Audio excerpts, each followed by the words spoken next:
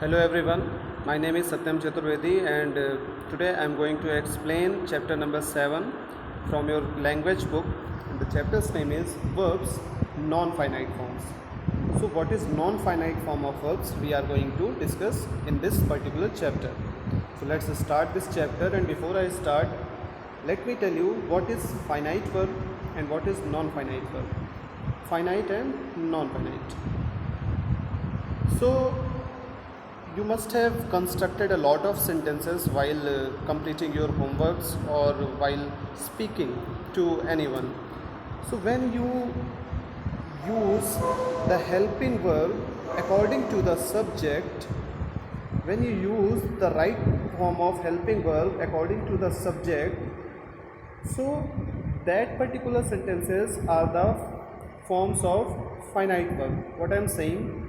I am saying कि when the subject is bounded with the kind of helping verb used, जब हम जिस तरह का हेल्पिंग वर्ब यूज़ कर रहे हो और उसके अनुसार सब्जेक्ट को लगाएं या सब्जेक्ट के अनुसार सही हेल्पिंग वर्ब लगाएं, और ऐसे सेंटेंसेस को जब हम कंस्ट्रक्ट करते हैं तो वो फाइनाइट वर्ब्स होते हैं. जैसे what I am doing right now, I am teaching you via online mode. Okay, so if I say I dash teaching you, right, teaching you, तो यहाँ पे बेटा what we will fill here, we will fill am. हम यहाँ पे is या are नहीं fill कर सकते, ये रूल है ना कि I के साथ हमेशा am लगेगा. तो subject is bounded with the helping verb, subject helping verb से बंधा हुआ है या हम subject के अनुसार ही helping verb यूज़ कर रहे हैं. These kind of sentences are finite verbs, जहाँ पे अभी जैसे ही क्या होगा, I के जगह अगर ही हो जाता है इसी सेंटेंस में, अगर ही आ जाता तो हम एम को एम की जगह क्या लिख देते, इज लिख देते. So here the subject and helping verb are bounded with each other, so these kind of sentences are of finite verb. अब नॉन फाइनाइट वर्ब क्या होते हैं? Non finite verbs just vice versa of finite verb की, जो subject और helping verb से bounded नहीं रहेंगे, बंधे हुए नहीं रहेंगे. When the verb is bounded in number and person of its subject, it is finite verb.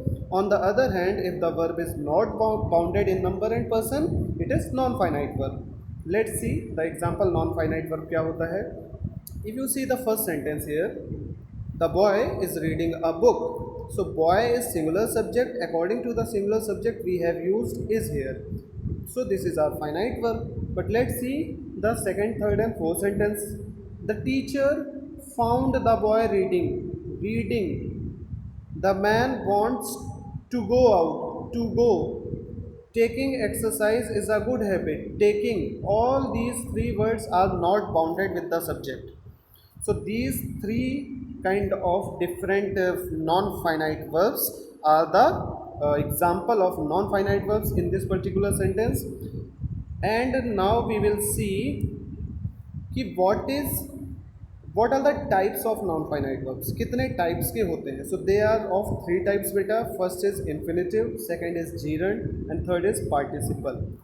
So let me explain to you. Whenever you construct a sentence with the help of to plus verb की first form, this is called infinitive.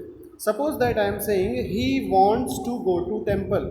I am mentioning a sentence कि he wants to go to temple, yeah, he wants to go, say as simple it is, he wants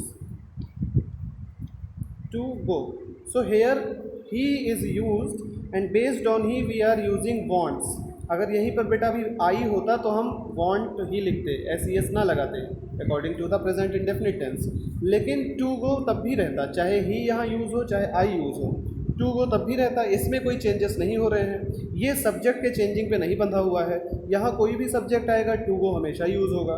so this is your infinite verb, non-finite verb. Okay, so this is your infinitive. So whenever you will construct a sentence with the help of to plus verb की first form, it will be infinitive. Second is gerund. What is gerund? Gerund is called present participle and it is verb की ing form. So whenever you will see verb की ing form is not bounded with any kind of subject, that will be gerund. So if you see in this particular sentence, taking exercise. So here taking verb is not taking exercise. आप यहाँ exercise के जगह कोई और शब्द भी use करो तब भी ये टेकिंग ही रहेगा, है ना. Taking food. So it is not bounded with the subject. Subject से ये बंधा हुआ नहीं है. And gerund is always your verb की ING form. So this is the use of gerund. This is the second type of non finite verb. Third is participle. Participle is nothing but बेटा verb की third form. Okay, so wherever you will see verb की third form that will be your participle. Participle is of many types. We will discuss it in our remaining chapters. But see here the teacher found. So normally we see when we use verb की third form it is being used with the helping verb of perfect tense, either has, have or had. लेकिन यहाँ बिना has have had के सीधा found हमने use किया है. That means कि ये किसी भी सब्जेक्ट से बंधा हुआ नहीं है. एंड हियर वर्ब की third form is use, so it is your participle form. Okay, so यहाँ पे तीन तरह के नॉन फाइनाइट वर्ब्स का मैंने अभी एग्जांपल आपको दिया कि ये तीन तरह के होते हैं: infinitive, gerund and participle. But in this particular video I am going to explain only infinitive part. Okay, the remaining two gerund as well as participle will be discussed in our another videos. So let's start the infinitive part. As I say earlier, to plus verb की first form is always considered as infinitive. So to run, to eat, to see, to go, to fight, these all uses of the phrases are termed as infinitive. To have run, to have eaten, to have seen. यहाँ पे बेटा देखो perfect infinitive है. क्यों? क्योंकि to के साथ हमने हैव लगाया है. तो ये कॉम्बिनेशन टू प्लस वर्ब की फर्स्ट फॉर्म का हो गया. और हैव जब आया तो उसके साथ वर्ब की थर्ड फॉर्म लगी. तो इसका कॉम्बिनेशन क्या है? To plus have plus verb की थर्ड फॉर्म. तो this is your perfect infinitive and this is your present infinitive. Present infinitive में टू प्लस वर्ब की first form and perfect infinitive में to plus have plus verb की third form. Okay, now they are the participle and gerund. I am not going to explain it here, but just have a look. Participle के लिए बेटा मैंने बोला था कि it is verb की third form. लेकिन participle भी दो तरह के होते हैं, एक present participle और दूसरा past participle. जब present participle होगा तो it will be the ing form of verb, है ना. एंड जब पास्ट पार्टिसिपल होगा तो it will be the verb की थर्ड फॉर्म. लेकिन अब आप कहेंगे सर यू सेड कि जीरंड में भी वर्ब की आईएनजी फॉर्म यूज़ होती है और पार्टिसिपल में भी वर्ब की आईएनजी फॉर्म यूज़ हो रही है, तो how we will differentiate it. So इसमें बेटा डिफरेंस होता है which we will explain when we will discuss these two things. लेकिन उसके बारे में एक लाइन में यहाँ लिखा हुआ है कि present participle and gerund have ING form in both non finite. दोनों में आईएनजी फॉर्म लगी होती है. But their constitution and functions are quite different. लेकिन उनका जो हम स्ट्रक्चर बनाते हैं या उनका जो यूज़ होता है वो बहुत ही अलग होता है. What is the difference? Let's see. Participle is the combination of verb plus adjective. Adjective के साथ वर्ब जुड़ा होता है इसमें. लेकिन जीरंड में वर्ब प्लस नाउन होता है. So here you are going to explain या here you are going to get to know about कि क्या जीरंड है या क्या पार्टिसिपल है. अगर वर्ब प्लस नाउन से बना है आईएनजी फॉर्म तो it will be your gerund. If the ING form is made with the help of adjective then it will be your participle. That thing we will discuss later. So without wasting any time let's start our infinitive part. So as I said, 2 plus verb की first form is your infinitive. So here you see, he wants to read, they hope to go. To tell is a lie. To tell a lie is bad practice. The principal asked me to go. My wish is to become a scholar. अब here in this particular sentences, infinitive to is being used in the sentence with different structures. जैसे आप पहले sentence में देखिए तो it has worked as the object of the finite verb. Finite verb क्या है? Wants. क्यों? क्योंकि ये ही के हिसाब से लगा है. अगर यहीं पर आई होता तो वो वॉन्ट हो जाता. तो ही वॉन्ट्स का फाइनाइट वर्ब का ये ऑब्जेक्ट बना हुआ है यहाँ. टू रीड ग्रामर यहाँ का ऑब्जेक्ट बना हुआ है. In the same manner second sentence में यहाँ पे भी फाइनाइट वर्ब का क्या है? ऑब्जेक्ट है. They hope to go. अगर यहाँ ही होता तो ही के साथ होप्स लग जाता, राइट. थर्ड सेंटेंस में सब्जेक्ट बना बैठा है. ये देखिए, to tell is the subject of the verb. To tell a lie, झूठ बोलने का सब्जेक्ट बना हुआ है. So the infinitive is being worked या is being used as the object of finite verb, subject of verb, and here in the remaining two sentences it is working as the complement. The principal asked me to go, मुझे जाने के लिए कहा, my wish is to become a scholar. So here the last, जब भी हम किसी phrase को लास्ट में यूज़ करते हैं किसी सेंटेंस को, तो वो उसका कॉम्प्लीमेंट होता है। तो हेयर यू हैव सीन कि इन्फिनेटिव को कितने कितने तरह से हम यूज़ कर सकते हैं। ओके बेटा, now let's see the infinitive is used with और विदाउट। ये कह रहे हैं कि इन्फिनेटिव का यूज़ टू प्लस वर्ब की फर्स्ट फॉर्म भी होता है, और कभी कभी विदाउट टू रहे ये हिडन होता है, और सिर्फ वर्ब की फर्स्ट फॉर्म हो तब भी इन्फिनेटिव होता है। How we will consider some verb is infinitive, कि वो किसी भी सब्जेक्ट से बंधा हुआ नहीं होगा।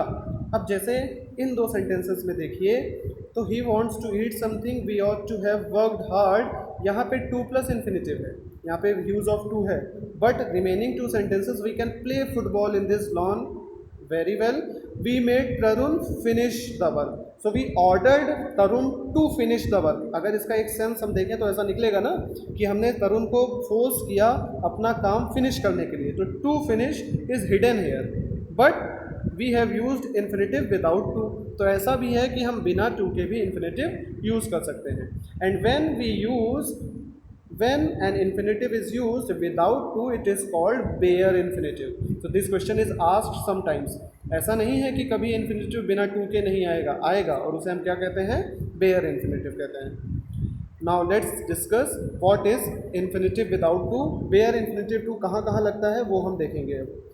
First part is we can use infinitive without to after the verb do, did, will, shall, would, should, may, might and the verbs can, could and must. तो ये जितनी भी हेल्पिंग वर्ब्स हैं या मॉडल्स हैं, इनके साथ हम बेयर इन्फिनेटिव यूज़ करते हैं। जैसे एग्जांपल देखिए आप, we shall accept his proposal, तो शैल के साथ एक्सेप्ट, टू एक्सेप्ट नहीं लिखा हुआ है। इसको हम दूसरे सेंस में ये कह सकते हैं कि वी शैल बी फोर्स्ड, हमें दबाव डाला जाएगा हम पे, किस लिए, to accept his proposal. So here when we are making the sentence structure different, so we come to know about the hidden use of to with the verb की first form, so here it is bare infinitive. In the same manner shall के साथ भी यहाँ देखिए, he shall teach Raju a lesson, so he has, उसने निर्णय लिया है कि राजू को वो लेसन एक सिखाएगा, सबक सिखाएगा, to teach Raju a lesson, यहाँ पे भी टू छिपा हुआ है। इसी तरह से there are lot of examples given, you can have a look on all these sentences where to is not used and it is being used, or we come to know about how it is used when we construct the sentence in another manner. Let's see what is the second part saying to us. We can also use without to after some certain verbs. कुछ निश्चित verbs हैं जिनके साथ हम कभी to नहीं लगाते हैं, जैसे bid, know, watch, feel, hear, notice, set, let, make, dare, need, ask, beg, compel, command, expect, advise, allow, enable, set, imagine, like, order, tell, wish and want. So there is a very big series of verbs given with which we are not supposed to use to. Let's have a look at some of the example. Bid her go from here. Bid her to go नहीं लिखा है बेटा, bid her go from here लिखा है, but here go is your infinitive. Okay, I say Shreya dance, I say to Shreya नहीं लिखा है, I say Shreya dance लिखा है, so here it is also infinitive. Have you ever watched this movie? Have, है ना। Then the hunter saw the deer disappear in the undergrowth. Disappear देखो verb की first form है without to, ये भी आपका क्या इन्फिनेटिव है। Let Mohan try this problem once again, let आपने पढ़ा है, यहाँ पे कई सारे वर्ब्स लिखे हैं जिनके साथ हम टू नहीं लगाते, हियर लेट। ओके, सो ये भी है। देन बेटा there are two very important things given, need plus dare. तो नीड और डेयर के साथ जब बेटा हम अफर्मेटिव सेंटेंस कंस्ट्रक्ट करते हैं तो वी यूज टू। जैसे he needs to go there, उसे वहाँ जाने की ज़रूरत है। He dares to talk with me, उसने मुझसे बात करने की हिम्मत की। But when we will construct the negative form of need and dare, that is need not या dare not, which is also said needn't and daren't in their abbreviation, we do not use to. जब हम इसका negative बनाते हैं हम तो to नहीं use करते हैं।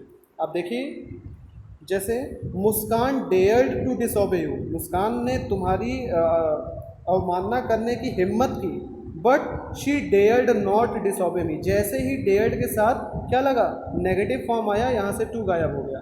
सो this is very important for you to know the correct use of infinitive. And the same manner second sentence, you need to go there but you need not stay there. जब affirmative sentence है तो need to लगा है, जैसे ही negative आया यहाँ से to गायब हो गया. So this is your use of bare infinitive in the verb need and dare. Let's see the third part. If but is used to mean except, then before the infinitive to is not used after than or after but. जब but का इस्तेमाल except के word में हो या except के meaning में हो तो हम then के बाद या but के बाद हम to नहीं लिखते हैं. जैसे Palak can better read than to write. आप सोचोगे टू राइट होगा, लेकिन यहाँ पे टू नहीं यूज़ हुआ है. क्यों? क्योंकि यहाँ पे एक्सेप्शन की बात हुई है या कंपैरिजन है कि पलक कैन बेटर रीड, पलक पढ़ ज़्यादा बेहतर सकती है लिखने के कंपैरिजन में, लिखने की तुलना में.